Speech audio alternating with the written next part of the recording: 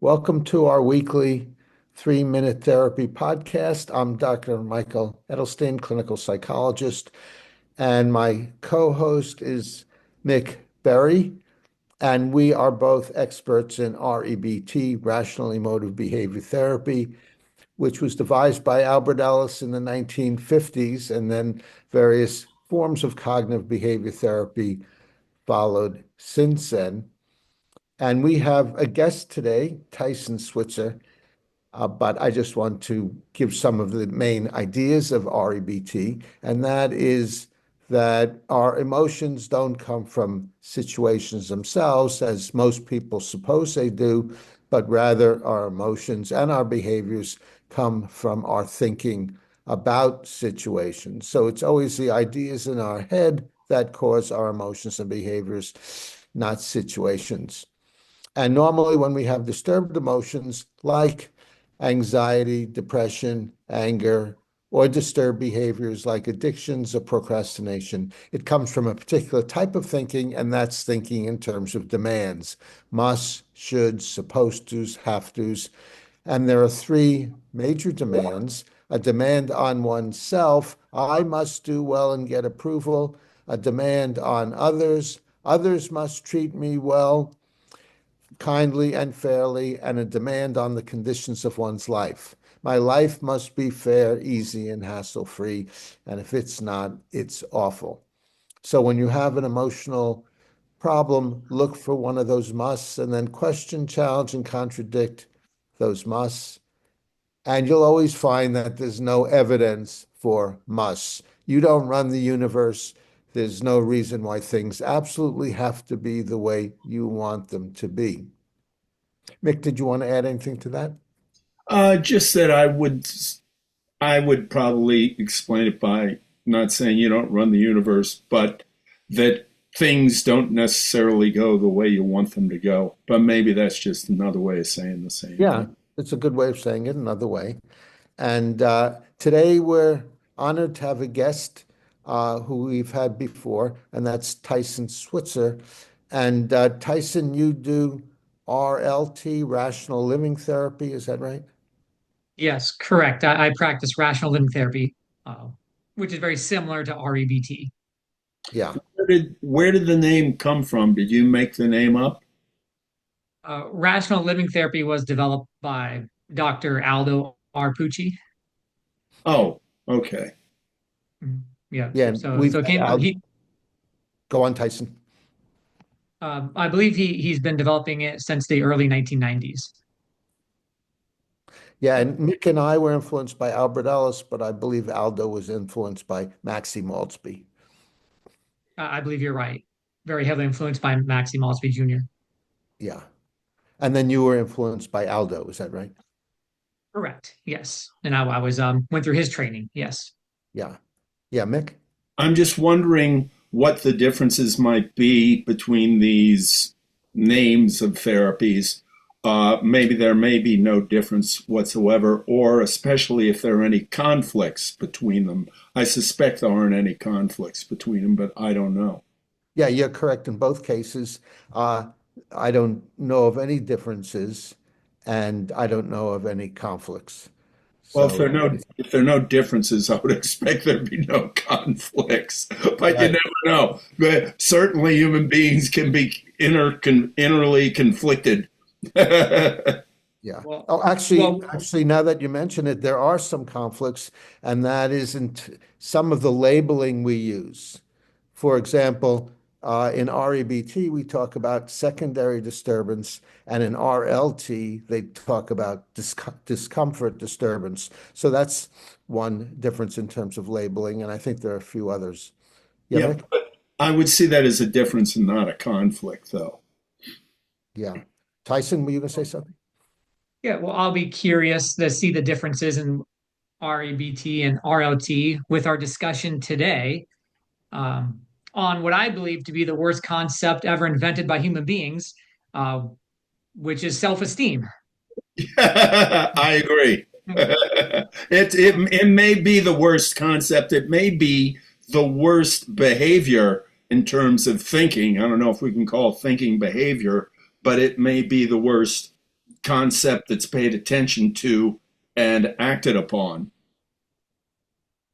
Yeah, because as you guys know, self-esteem is a very popular concept, and people get taught that self-esteem is this entity, like an organ inside of them, and that they must have it, or there's something wrong with them.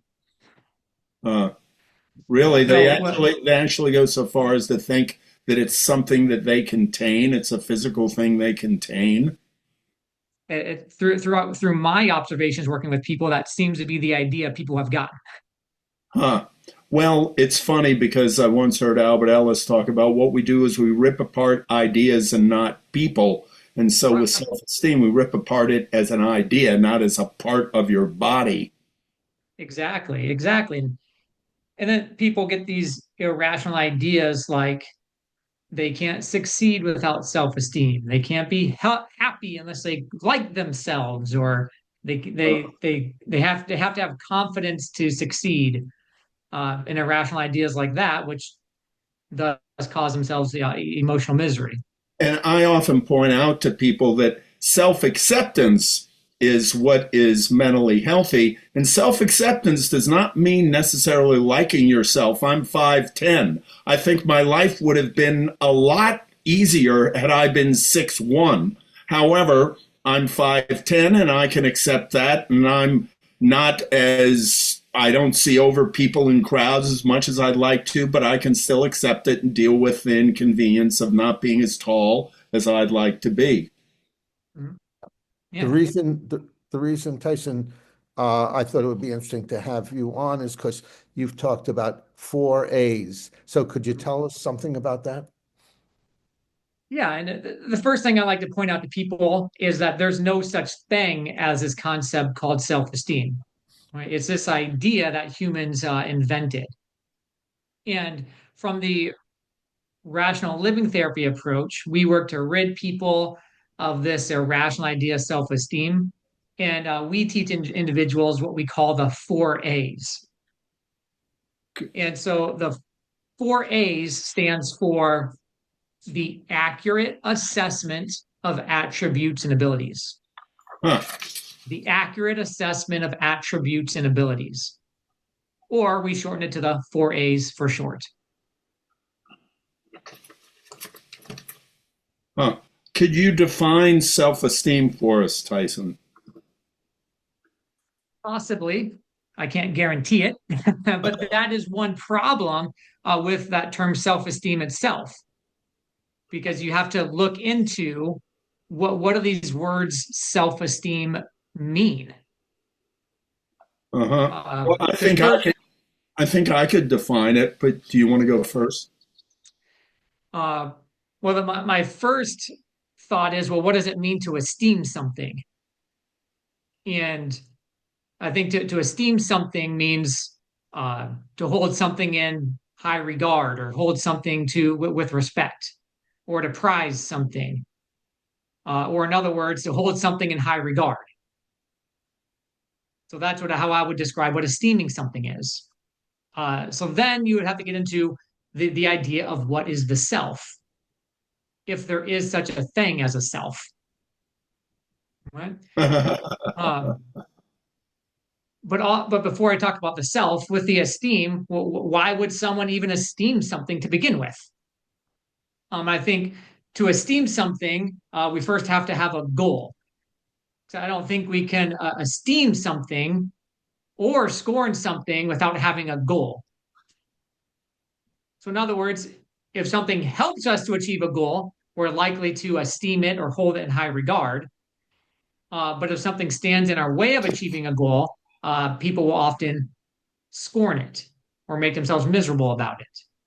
I think your hand went up, Mick. Yeah, well, I think in highest, then you want to go to this restaurant to enjoy yourself eating this guy's or this woman's great cooking. I see nothing wrong with the idea of esteem, or if somebody is a very good basketball player and you have a basketball team, you want to get this guy on your basketball team. It's funny. I would choose those exact same words to hold something in high regard. That those are the exact same words I was thinking of before you mentioned it. Uh, very, very good. So we're on the same page there. Could you, Tyson, could you give us an example of how you use the accurate assessment of attributes Yeah. and abilities with the client that the client found helpful? Yeah, practically speaking, well, when we use the four A's, first we want to teach people what attributes and what abilities are. Right? Our attributes are things like, I can see, I can hear things, I have working arms, I have working legs, I have a working mind, I can learn. Uh, and then the abilities are how well we are at doing an activity. Like how well am I at shooting a free throw in basketball? How well am I at playing the guitar, for example, another example. So once they understand the difference or what the attributes and abilities are, then we can ask ourselves, how does what I have relate to what I want? How does what I have relate to what I want? For example, let's say today I woke up and I decided I'm going to switch careers. I would like to be a mechanic. So I apply the four A's to myself, and I'll do this is a true, accurate assessment of my attributes and abilities to be a mechanic. Well, my attributes, I can see, I have the ability to learn, I can smell different smells from the car, I have functioning hands and fingers. Um, so I have the attributes to be able to become a mechanic. Now, what are my abilities right now as a mechanic? Well, I can change the oil in my car, fill some basic fluids. I can change the window wipers. I can change the tires. I can change fuses. Maybe a belt I could change. I could change headlights. That's probably about the extent of my abilities to be a mechanic. Now, what would an auto shop hire me to be a mechanic with my current attributes and abilities? At the moment, I don't know, but maybe, maybe not. Maybe to change oil all day long. So now, do, maybe I've decided, well, I need to gain the abilities to be a mechanic. Now it's about looking into how does one become a mechanic, right? Maybe going to school for 2 years. Maybe there's apprenticeships programs. Then the question is, am I willing to put in the necessary effort and work to become a mechanic? If I am, then great, go work towards the goal of being a mechanic. If I decide no, I'm not willing to put in the effort to become a mechanic, accept that and change my goal to something else that I could be happy with.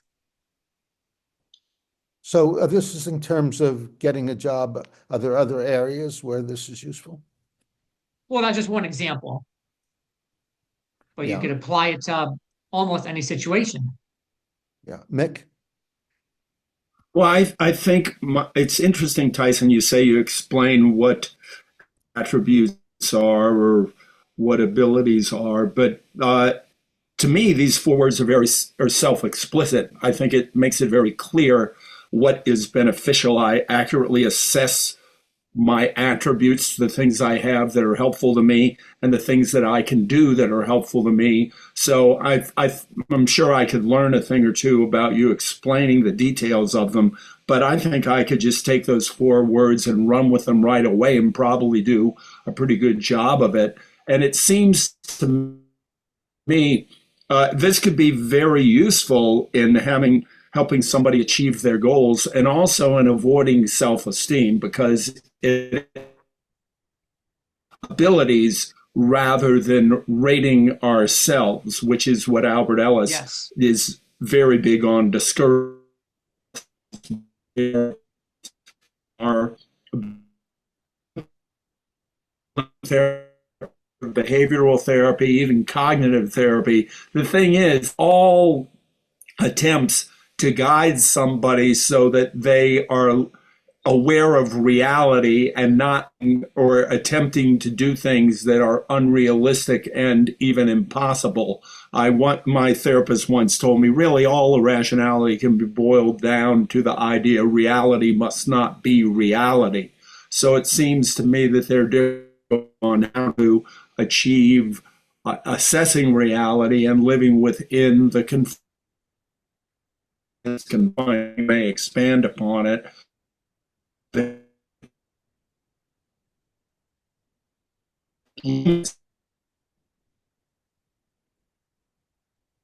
Realistically we're able to achieve our goals and stay mentally healthy and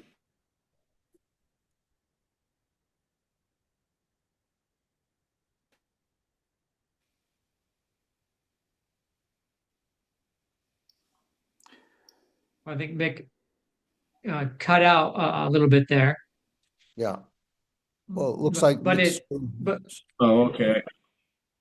yeah, but I heard some of what you were saying though, Mick, is basically with the four A's we focus on our goals and our behaviors. We're working towards that goal, as opposed to this idea that, in this example, well, I'm not a mechanic, so and I must be a mechanic, and I'm not, so I'm, this my life's unfair, my life's terrible, I'm a bad person, that kind of stuff. So, if you use a problem separation technique, Rating yourself, it does take its if you use a problem separation technique, you could say that the four A's are the practical problem, but then the question is, do you have an emotional problem about that? Once you assess your attributes and abilities, do you put yourself down because you don't think they're good enough as they should be, or you don't awfulize about it? It's awful, terrible, and horrible that I'm not up to the job, etc. So that would be the emotional part that you could help. Yeah, Mick? yeah, and you could also start making demands on those. I must have more attributes. I must have more ability. So it would be possible to sabotage these very four useful things by laying demands upon them. Right. And that's where the accurate part comes into play, the accurate assessment, because people will often incorrectly assess their attributes and abilities.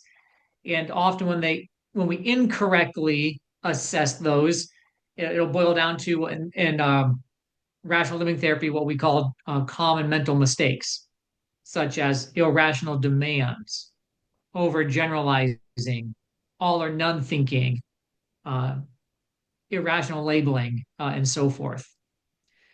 And typically, what happens is one of three things tend to happen when people apply the four A's to their lives. One thing that can happen is sometimes people will discover that they do currently have what it takes to achieve a goal. Therefore, they don't have a practical problem because they had been incorrectly assessing that they didn't have the abilities, but they actually do. Or another thing that happens is sometimes people will discover that they do not currently have what it takes to achieve a goal. But then the question is, like we talked about earlier, can those attributes and abilities be sufficiently developed to achieve the goal? And if so, what will it take? Yeah. Or the third most common thing that happens for people is they'll discover that they could not develop the required attributes and or abilities to achieve what they wanted. Therefore, time for the acceptance and then changing their goal to something else they could be happy with. hmm Or Yeah. maybe even be thrilled with. You never know. Right. Because that's the Yeah. beauty with our Yeah. brain. Our brain will allow us to be happy with all kinds of different goals. Yeah. Yeah. And you said that applying the four A's to getting a job, for example, is just one realm where it could be used. How would it be used in a relationship? Say, uh, a couple is having problems in their relationship. How would you use the four A's? I would want to accurately assess my attributes and abilities to improve the relationship, um, identifying what my goals are in the relationship, and what are my attributes and abilities to reach that goal of improving the relationship. We would have to come up with a specific example there. Um, Yeah, Mick? well, I was just going to say one of the things I like about the four A's is it seems to me they're pretty easy to remember. For one thing, four A's. So you go, okay, what are the four A's? Accurate assessment of my attributes and abilities. I suppose it's possible to mix up accurate assessment of my abilities and attributes. I suppose the order doesn't matter that much, but Yeah. they're very easy to remember. I mean, this is one of the tools in REBT, the ABC exercise. We all know the alphabet now, but helps manage Yep. what was a crusty approach in that he might have been forcing it an irrational belief, the B being the second word, but nevertheless, it's easy to remember. Absolutely. Another example, very Mhm. similar to what you said, Dr. Edelstein, is what if I am single and I'm wanting a partner, working to accurately assess what's my attributes and abilities to attract a partner. Yeah. Yeah, Mick. I have a question, Tyson. Yeah. Yes. I'm just wondering now that this makes perfect sense to me. And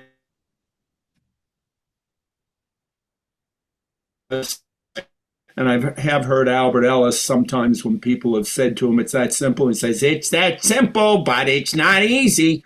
Yeah. How do you ever encounter people that are objecting to your approach and say that mental health can't possibly be that simple? You need to dive further. You need to get into the person's past and what they went in with childhood. And this is superficial therapy. Do you ever encounter that with people? And how do you answer to that objection if you do? Well, in the area I live in, that's very common. Um, more often than not, when people come to me, I'm the first person that has taught them that it's our thoughts that cause our feelings and behaviors. So there's typically for me so re-education going on, um, and sometimes it takes some people a little bit to get there because it's so different from what they're used to thinking and believing. Because the thing is, in the field of psychology, we know that Freud really steered everybody wrong, and a lot of people still adhere to that and believe that Freud knew what he was talking about. But what happened over the course of several decades, and even over the course of 100 years, go with Freud's approach, you don't get better. Go with the cognitive approach, you get better. I mean, the proof is in the damn pudding, for God's sake. So, It is. the field of psychology has the experience to back it up. Unfortunately, many people fell by the wayside in accumulating that knowledge. Yeah, Albert Ellis would say if he had a client, a new client, and the client said, I've been in therapy before, it was psychoanalysis. And Ellis would say, yeah, and you got worse. uh, I'm Yeah, curious. well, and Albert Ellis, I have heard Albert Ellis it from Vienna. Tyson, you were saying something you were Yeah, curious yeah, about something? yeah. I'm curious from the REBT approach. Does REBT do they teach also to rid ourselves of this idea of self-esteem? But the REBT, do they work towards the unconditional self-acceptance and unconditional other acceptance and life acceptance? Is that what they Absolutely. encourage to work towards? Oh, yes. Yeah. Yeah. And, Yeah. and they Yeah, so they you guys encourage use the self-acceptance and the other two instead of the self-esteem approach. Exactly. And I have a book called 3 Minute Therapy, Change Your Thinking, Change Your Life. And I have a full chapter on self-esteem. And that's exactly what it leads to, what it yeah. teaches. That instead of rating yourself based on your behaviors, just rate your behaviors and unconditionally accept yourself as the imperfect human you are. Mick? And I was going to say a lot of people have confused this, and I myself have, that believing that self acceptance means resignation. Whereas if I can accept, well, I'm not very healthy right now, but that doesn't mean I need to settle for being unhealthy. But let's say I'm overweight or I smoke. Yeah, I accept this is what's happening right now, and I accept that this is the reality I'm living with now. Now let me see if I can change the reality in order to get what I want and be healthier. If I am terminally ill and I can't change the reality, then you have to work within the limits of that. But acceptance does not mean resignation. Right. Very good. Well, we just ran out of time. So, Tyson Switzer, thank you for being a guest. How can people contact you if they'd like to speak with you further? Well, thanks for having me. Anyone is welcome to call or text me. 570-880-0154. Or they can feel free to email me at tysonswitzer@yahoo.com. Or you can Google my private practice, which is called the Center for Rational Living Therapy. And you can contact me through my website. And what is your website? Um, that's a good question. Let me find it real quick. Yeah, long story. I didn't. My name is strange. Rational.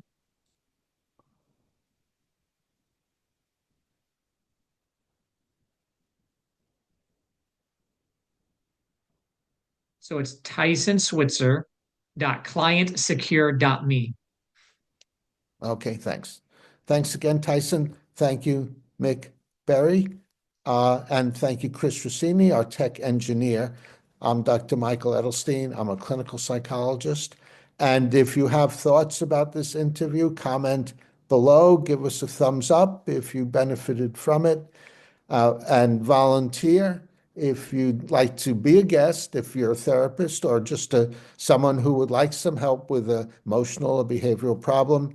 You're welcome to come on our podcast, and Mick and I will cure you forever. And subscribe to the 3 Minute Therapy podcast to stay on the rational side of life.